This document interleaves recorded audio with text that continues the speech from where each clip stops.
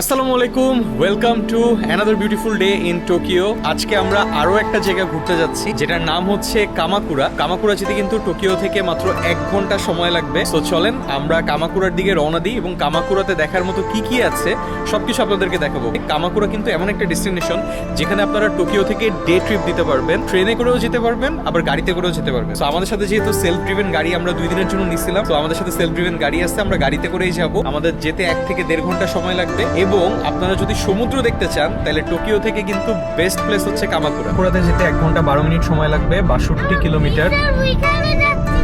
হ্যাঁ, আমরা ব্রিজের এখানে যাচ্ছি। আর এইটা হচ্ছে টোকিওর একটা বিখ্যাত ব্রিজ এবং ব্রিজের স্ট্রাকচারটা দেখেন, এটার সাথে অনেকটা লন্ডন ব্রিজের কিন্তু মিল আছে। পোর্ট এরিয়া, ওয়াও কি সুন্দর লাগতেছে এখান থেকে স্কাই স্ক্র্যাপার গুলা, অসাধারণ। মানে টোকিওর রাস্তাঘাট জাস্ট অ্যামেজিং, মানে আমার কাছে খুবই খুবই ভালো লাগছে। স্পেশালি নিজেরা ড্রাইভ করার কারণে আমরা রাস্তাগুলো আরো ভালো মতো এক্সপ্লোর করতে পারছি। সো আপনারা গাড়ি নিয়ে ঘুরবেন, যদি গাড়ি ড্রাইভ করতে না পারেন একটা গাড়ি রেন্ট করে ঘুরবেন, আপনারা তাহলে খুব ভালো ভালো ভিউ পাবেন। রাস্তাগুলো দেখেন, মানে ওরা রাস্তায় খাঁজ কেটে রাখছে যেন আপনি গ্রিপ করতে পারেন প্রপারলি, মানে প্রপার প্ল্যান্ড ওয়েতে বানানো ওদের পাহাড়ি রাস্তাগুলো। দারুণ দারুণ। আর পাহাড়ি রাস্তায় ড্রাইভ করার মজাই কিন্তু আলাদা। কামুকারাতে ঢোকার সাথে সাথে এটা কিন্তু একটা গ্রাম টাইপের, মানে টোকিওর বাইরে একদম গ্রাম সাইডে হচ্ছে কামুকারা। জাস্ট বাড়িগুলা দেখেন, বাড়িগুলা কিন্তু মাত্র 2 তলা বাড়ি, খুবই ছোট ছোট বাড়ি, কারণ জাপানে কিন্তু প্রচুর পরিমাণে ভূমিকম্প হয়। এখানে প্রচুর টুরিস্ট আসছে, মানে হাঁটাহাঁটি করতেছে, দেখতে ভালোই লাগতেছে। মানে খুব সুন্দর ছিমছাম একটা টাউন, খুব গুছানো। আর দেখেন রাস্তায় একটা ময়লা পর্যন্ত নাই। তো এখন বাজতেছে অলমোস্ট 1:40, আমাদের আর 12 মিনিট সময় লাগবে। ফাইনালি আমরা চলে আসছি প্যাসিফিক ওশানের বিচের পারে। এটা কিন্তু কামাকুরার বিচের সাইড। ওয়াও, অনেক সুন্দর। কিভাবে নামা যায়? কিভাবে নামবো? এই যে নামতে পারবো আমরা। তুমি কি নামতে চাও? হ্যাঁ, ঠিক আছে, ওকে। আর রাস্তাটা কি সুন্দর বিচের পারে। এই রাস্তাটা কিন্তু পুরোটা এই বিচের পাড় দিয়ে গেছে, দেখতে অসাধারণ সুন্দর লাগছে।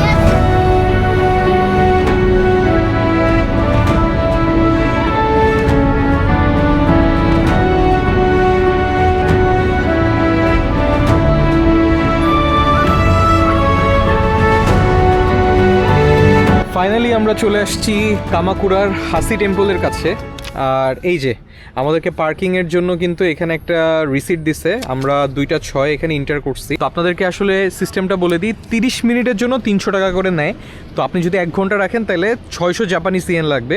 600 টাকা মানে বাংলাদেশি টাকায় আপনার 400 টাকার মতো আর কি। 1 ঘন্টায় 400 টাকা আসবে পার্কিং এর চার্জ। আর এখানে পার্কিং স্পেস কিন্তু খুবই লিমিটেড। এখানে আমরা যে হাসি পার্কে যাব, এটার ডিস্টেন্স খুব বেশি না, 200-300 মিটার হবে। আর এখানে প্রচুর পরিমাণে কিন্তু ট্যুরিস্টরা আসছে এবং জায়গাটা ট্যুরিস্ট কেন্দ্রিক। মানে এখানের রাস্তাঘাট দেখলে আপনি বুঝবেন যে এখানে প্রচুর পরিমাণে জাপানিজ এবং ফরেন ট্যুরিস্টরা আসে।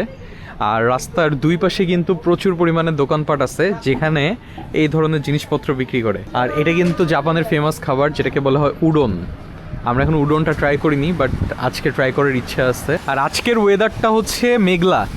আলহামদুলিল্লাহ ভাইয়া, গতকালকে আমরা মাউন্ট ফুজি যাওয়ার ডিসিশনটা বেস্ট ছিল, আজকে দেখা যেত না, আজকে পুরো মেঘলা ওয়েদার। আর আমরা কিন্তু হাসি পার্কের কাছাকাছি চলে আসছি। পার্কে যাওয়ার রাস্তার 2 পাশে কিন্তু হচ্ছে প্রচুর পরিমাণে সুভিনিয়ার শপ আছে। তো এখানে ঢোকার জন্য কিন্তু 400 ইয়েন করে, মানে বাংলাদেশি টাকায় 280 টাকার মতো আমাদের পার পারসন এন্ট্রি টিকিট লাগবে। আর বাচ্চাদের বয়স যদি 6 থেকে 11 হয় সেক্ষেত্রে 200 ইয়েন। 4টা সিলেক্ট করলাম, এখানে হচ্ছে টু পেমেন্ট। ওকে, 4 টিকিটস 4 অ্যাডাল্টস, 1600 ইয়েন। 1600 ইয়েন মানে বাংলাদেশি টাকায় 1200 টাকার মতো আর কি আসবে। ওকে, পেমেন্ট মেথড সিলেকশন। ওকে, জাস্ট এখানে টাচ করলেই হবে। হ্যাঁ, হয়ে গেছে, আমাদের টিকিট চলে আসছে। ওকে চলো তাবি, আমাদের টিকিট চলে আসছে। আমরা 4টা টিকিট পেয়ে গেছি। আর টিকিটগুলো দেখতে কিন্তু এরকম, এখানে হচ্ছে টিকিট দেখাইতে হবে। ওয়াও কি সুন্দর, তাই না? এখানে ঢোকার পরে অনেক রকমের গাছ আছে, বড় বড় মাছ। তাবি দেখছো মাছ? পাথর আছে। আর মাছগুলো দেখছো কত বিগ বিগ ফিশ। আর জায়গাটা খুবই দারুণ ভাবে সাজানো, চারপাশে গাছপালা ভর্তি। আর ওইখানে ব্যাম্বো থেকে পানি পড়তেছে, পুরো ন্যাচারাল। অনেক সুন্দর। আর এখানে যে টেম্পলটা দেখতে পাচ্ছেন এই টেম্পলের নামই কিন্তু হচ্ছে হানসি টেম্পল। জাপানিজ টেম্পলগুলো দেখতে কিন্তু খুবই সুন্দর হয়, আপনারা এখানে আসলে ছবি তুলতে পারবেন। এক পাশে টেম্পল আর এক পাশে সমুদ্র, আর এখানে একটা খাবারের দোকান আছে, চাইলে এখান থেকে খাবার কিনে খেতে পারবেন। What a view, what a view.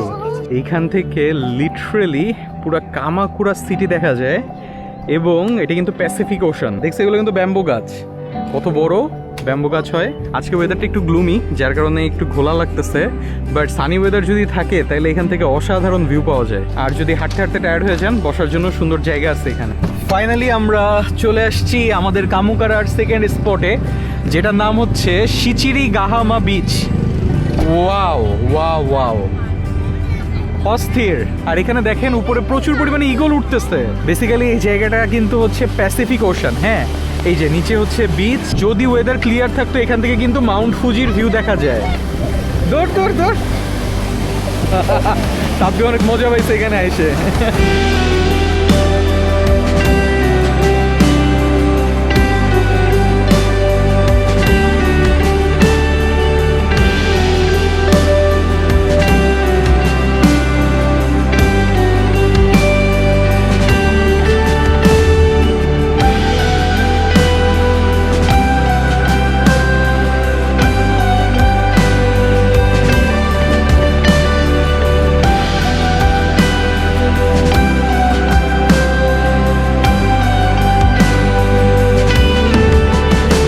তো ইংলিশ যদি আপনি সিলেক্ট করেন, এখানে ডাইন ইন করবেন না টেক অ্যাওয়ে করবেন সেই অপশনটা আছে। আমরা ডাইন ইন করব। তো এরপরে হচ্ছে যেটা করতে হবে, আপনাকে এখানে বিভিন্ন মেনু আছে, আপনি মেনু থেকে অর্ডার করতে পারবেন। সো অর্ডার করার পরে যেটা করতে হয়, অ্যাড টু কার্ট দেওয়ার পরে পেমেন্ট, এবং পেমেন্ট করার সময় আপনি কিন্তু এই অপশনগুলো সিলেক্ট করতে পারবেন। আপনি ক্রেডিট কার্ডেও পেমেন্ট করতে পারবেন, ক্যাশেও পেমেন্ট করতে পারবেন। আর ক্রেডিট কার্ড কিন্তু কন্ট্যাক্টলেস হইতে হবে, এখনকার সব কার্ডই কিন্তু কন্ট্যাক্টলেস। সো এই জিনিসটা খুবই কনভিনিয়েন্ট মনে হয়েছে আমার কাছে। আর এই শপটার সামনে ফ্রি পার্কিংও আছে। ভাইয়া কেমন হয়েছে? তো আমরা হচ্ছে কয়েকটা জিনিস অর্ডার করছি, এখানে জাপানিজ ভাষায় লেখা। তো আমাদের টোটাল বিল আসছিল 3920, মানে বাংলাদেশি টাকায় 3000-এর কাছাকাছি বিল আসছে। আর এখানে বসার সুন্দর জায়গা আছে। সো কেএফসি থেকে খাওয়া দাওয়া শেষ করে আমরা রওনা দিচ্ছি কোমিচি ডোরি স্ট্রিট, যেখানে হচ্ছে জাপানিজ ট্রেডিশনাল যে স্ট্রিট ফুড আছে, প্লাস ওদের যে কালচার আছে এটা সম্পর্কে আমরা জানতে পারবো। প্লাস খুব মজার মজার খাবার পাওয়া যায় এখানে। 3.4 কিলোমিটার, যেতে সময় লাগবে মাত্র 13 মিনিট। চলেন তাইলে যাই, আর যে আপনাদেরকে দেখাই স্ট্রিটটা কেমন। ভাইয়া কামাকুরা কেমন লাগলো আপনার কাছে? অনেক সুন্দর ভাইয়া, মাশাআল্লাহ। আর গ্রামটা দেখছেন ভাইয়া, ওদের গ্রামের মানে বাড়ি ঘরগুলো কিন্তু অসাধারণ। মানে আমার কাছে ওদের বাড়ির স্ট্রাকচারগুলো সেই লাগছে, অনেক সুন্দর, ছবির মতো সুন্দর।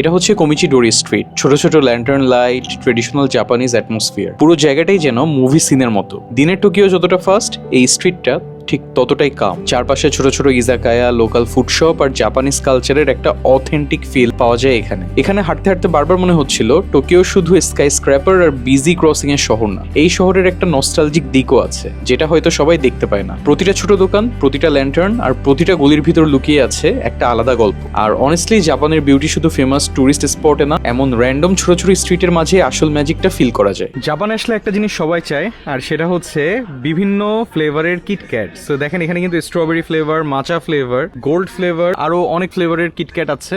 তো এগুলোর প্রাইস কিন্তু হচ্ছে 298 টাকা করে, মানে 298 মানে বাংলাদেশি টাকায় 200 টাকার মতো করে পড়বে আর কি আপনাদের। সো বেশ রিজনেবল প্রাইসে এখানে পাবেন। অন্যান্য জায়গায় যেমন শিবুয়াতে আমরা অনেক দাম, 500 টাকার উপরে পাইছি কিটক্যাটগুলো, বাট এই জায়গায় দামগুলো মোটামুটি কম। জাপানে প্রচুর পরিমাণে স্ট্রবেরিও সেল করে। ও, তাব্বিকে দিল একটা স্ট্রবেরি। বাহ, জাপানিজরা কত ভালো। ভাই এই মার্কেটে এসে কি মনে হলো, দাম কম? হ্যাঁ, অনেক দাম কম কিভাবে হয়? এক একটা গেঞ্জির দাম 36,000, 40,000। বাট আপনারা চকলেট কিনতে পারবেন, ম্যাগনেটস কিনতে পারবেন, আর এই টাইপের যেসব জিনিসপত্র আছে এগুলো কিনতে পারবেন, এগুলো মোটামুটি কম দাম। অক্টোপাস ডাম্পলিং সেল করতেছে 8 পিস 500 ইয়েন। 500 ইয়েন মানে হচ্ছে 400 টাকার মতো। আর এখানে বানানোর প্রসেসটা দেখেন, খুবই interesting. O nice.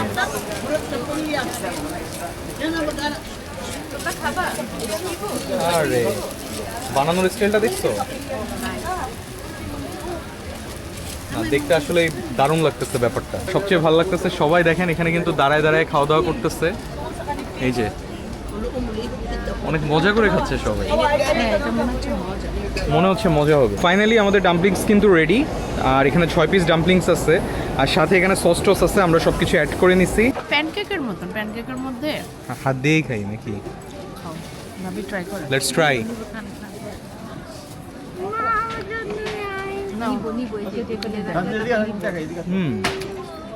It's good. মজা আছে।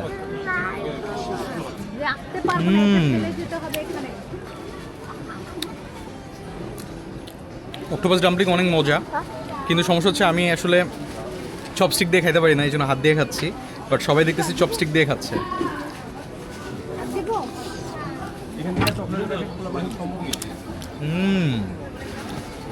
মজা। ভাবি কেমন লাগছে আপনার কাছে?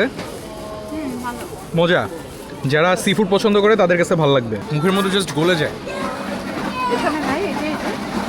টোকিওতে আসলে আপনারা আরেকটা জায়গায় ঘুরতে আসতে পারেন, যেটা নাম হচ্ছে ওডাইবা মেরিন পার্ক। তো এখন বাজে 4:23, তো বিকালের টাইমটা আমরা এই মেরিন পার্কে কাটাবো। চলেন তাহলে আপনাদেরকে পার্কটা দেখাই। সো আমরা পার্কে চলে আসছি, আর হচ্ছে এখানে সেলফ পার্কিং করতে হবে। তো ইজি প্রসেসটা, জাস্ট এখানে আসার পরে এটা টিপ দিলে ওরা একটা কার্ড দিয়ে দিবে। হ্যাঁ, এটা আমাদেরকে রেখে দিতে হবে।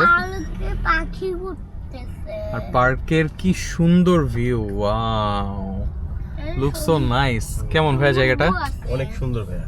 এখান থেকে টোকিওর খুব সুন্দর ভিউ পাবো, আর এখানে পার্কিং স্পেস আছে, আপনারা পার্ক করতে পারবেন।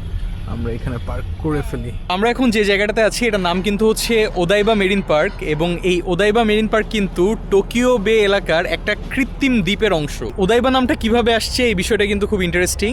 সো বেসিক্যালি 1853 সালে টোকুগাওয়া লেওশির সময় জাপানকে বিদেশি আক্রমণ থেকে রক্ষা করার জন্য সমুদ্রের মধ্যে ছোট ছোট দুর্গ বানানো হয়।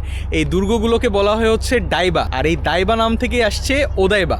ওদাইবা মানে হচ্ছে সমুদ্রের মধ্যে ছোট ছোট দুর্গ। তো স্বাধীনতার পর দীর্ঘ সময় কিন্তু এই জায়গাটা অব্যবহৃত ছিল। 1980 থেকে 90-এর দশকে টোকিও সরকার এই জায়গাটাকে বিনোদন কেন্দ্র হিসেবে গড়ে তোলে, এবং এখানে কিন্তু এখন একটা কৃত্রিম বিচও আছে, এবং পর্যটকরা যেন হাঁটতে পারে সেই জন্য সুন্দর রাস্তাও বানানো আছে।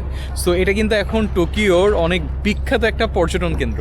তো আপনারা যদি আসেন এই জায়গাটা মিস করবেন না, কারণ এখান থেকে পুরো টোকিও শহরের যে ল্যান্ডস্কেপ বা স্কাই স্ক্রেপার যেটাকে বলে, এগুলো কিন্তু দেখতে অসাধারণ লাগে। আর সামনে রেইনবো ব্রিজটাও দেখতে এখান থেকে খুবই সুন্দর লাগে, এবং এইটা কিন্তু কানেক্ট করছে নারিতা থেকে টোকিও সিটিকে। অসাধারণ সুন্দর। আর এই ওদাইবা মেরিন পার্কে আসলে আপনারা কিন্তু আরেকটা জিনিস দেখতে পারবেন, সেটা হচ্ছে এই যে স্ট্যাচু অফ লিবার্টি। অনেকেই মনে করে যে স্ট্যাচু অফ লিবার্টি শুধু নিউ ইয়র্কে আছে, বাট এটা ভুল। স্ট্যাচু অফ লিবার্টি কিন্তু আপনারা এই টোকিওতেও পেয়ে যাবেন। এবং জাস্ট এখানকার ভিউটা দেখেন, মানে এখান থেকে আপনারা পুরো ল্যান্ডস্কেপ, সাথে স্ট্যাচু অফ লিবার্টি, আবার চেরি ব্লজমও আছে, আর এখানে খুব সুন্দর ছবি তোলার একটা ব্রিজ আছে। সো এখান থেকে আপনারা সুন্দর সুন্দর ছবি তুলতে পারবেন। মানে বিকালবেলা কাটানোর জন্য পারফেক্ট জায়গা না? মানে কেউ যদি এখানে আসতে চায় তাহলে মানে এখানে বিকালবেলা আসতে হবে, তাহলে আপনারা বেস্ট ভিউটা পাবেন। আর আজকে আমরা আনফর্চুনেটলি সানসেট পাই নাই, কারণ আকাশটা পুরো মেঘলা, আর পাশেই হচ্ছে এয়ারপোর্ট, কিছুক্ষণ পরপর প্লেন নামতেছে। তো সব কিছু মিলায়ে মানে কম্বিনেশনটা এত জোস যে বিকালে আপনারা দারুণ একটা সময় কাটাতে পারবেন এখানে। সামনে কিন্তু আবার ফুড কোর্টও আছে, মার্কেট আছে। সো মার্কেটের সাথে আবার জায়গাটা কানেক্টেড, মানে ওরা এত প্ল্যান্ড ওয়েতে বানাইছে। সামনে হচ্ছে হিলটন হোটেল ভাইয়া, এই যেটা হচ্ছে হিলটন হোটেল, পাশে এয়ারপোর্ট, এদিকে মার্কেট, এখানে পার্ক। মানে ওরা প্রত্যেকটা মানে ট্যুরিজমের জন্য প্রত্যেকটা জিনিস খুব অর্গানাইজড ওয়েতে সাজায় রাখছে। সো টোকিওতে আসলে আপনারা আসলে অনেক ভালো একটা ফিল পাবেন। আজকে কিন্তু আমরা এক্সপ্লোর করতে যাচ্ছি টোকিওর একটা বিখ্যাত জায়গা, যেটার নাম হচ্ছে টোকিও ডিজনিল্যান্ড। সো যারা টোকিওতে আসে তারা জানে যে টোকিও ডিজনিল্যান্ড কিন্তু মিস করা যাবে না, কারণ ওয়ার্ল্ডে যতগুলো ডিজনিল্যান্ড আছে তার মধ্যে সব থেকে সুন্দর কিন্তু হচ্ছে টোকিওর এই ডিজনিল্যান্ডটা।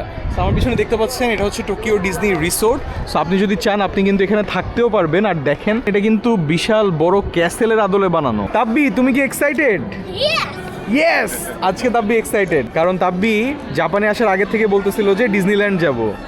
ফাইনালি তাব্বির ইচ্ছা পূরণ হচ্ছে। ডিজনিল্যান্ডে ঢোকার আগে এখানে একটা সিকিউরিটি চেক আছে, আপনাদেরকে সিকিউরিটি চেকটা কমপ্লিট করতে হবে।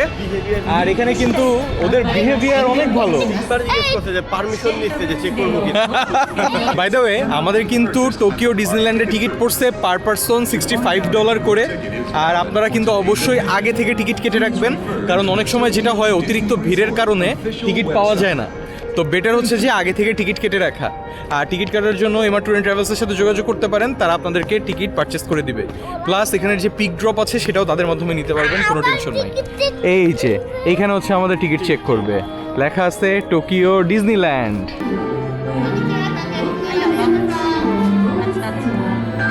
আরেকটা ব্যাপার হচ্ছে, আপনাদের বাচ্চার বয়স যদি 4 বছর হয় তাহলে কিন্তু আপনাদের বাচ্চার টিকিট লাগবে, আর যদি 4 বছরের নিচে হয় তাহলে টিকিট লাগবে না। তাব্বির বয়স 3 বছর, সো টিকিট লাগে নাই। আমরা 4 জন অ্যাডাল্টের টিকিট কাটছি। আর এখানে জাস্ট হচ্ছে আপনাদের টোকিও ডিজনিল্যান্ডের যে অ্যাপ্লিকেশনটা আছে, অ্যাপটা ডাউনলোড করে ওইখানে টিকিটটা অ্যাড করে নিয়ে স্ক্যান করলেই হবে, আর কোনো কিছু করা লাগবে না। ভিতরে ঢোকার সাথে সাথে মনে হচ্ছে কি আমরা অন্যরকম একটা দুনিয়াতে চলে আসছি। বাচ্চাদের থেকে আমি বেশি excited। আর তাব্বি আজকে মানে দেখেন পুরো মুডে আছে, সেই পোজ দিয়ে ছবি তুলতেছে।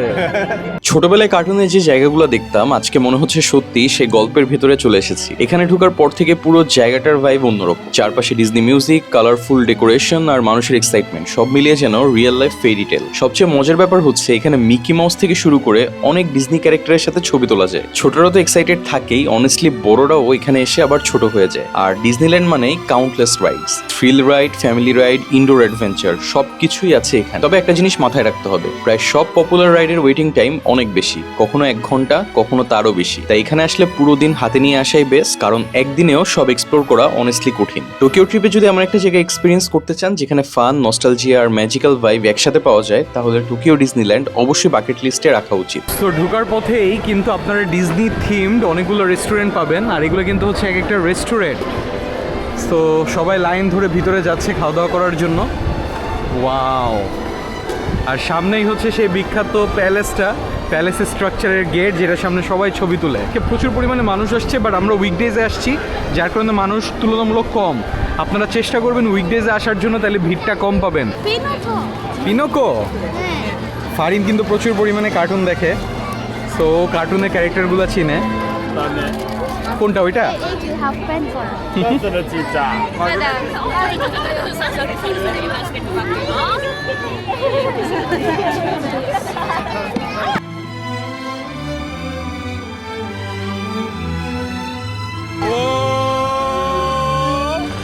Ready? 1, 2, and 3.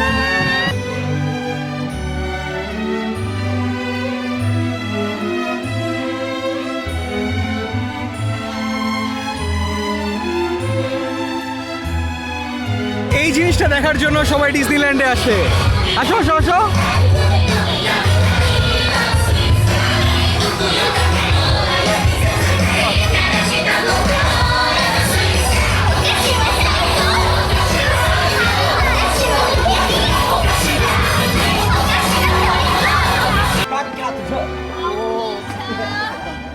Okay, where should we go now? You want to play a game? Okay, go. I'll say stop. Stop!